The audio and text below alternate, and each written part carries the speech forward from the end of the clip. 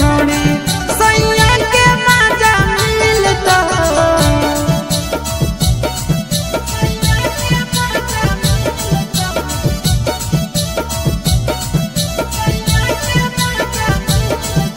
Mixed by Nandan Yadav.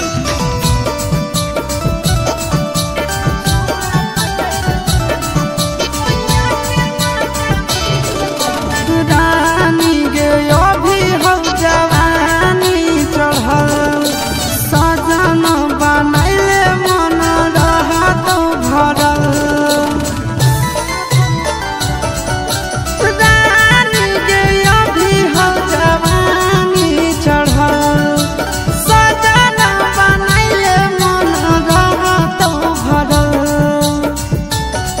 छोड़ी करे try पढ़ल लभ के पढ़ाई पलंगिया खूबे गहिलता। छोड़ी करे टराई पढ़ल लभ के पढ़ाई पलंगिया खूबे गहिलता।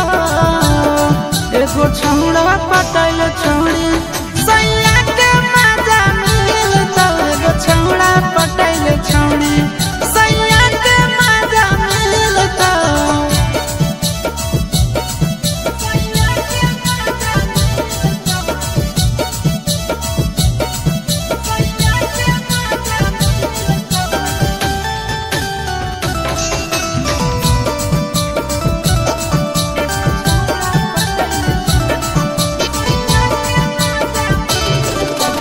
जबले कुआ रही गे लूट ले लहार नंदन से ले गे भातार वाला प्यार।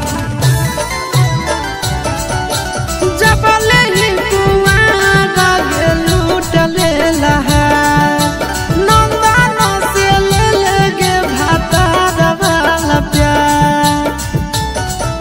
बड़ी दे तो मजा से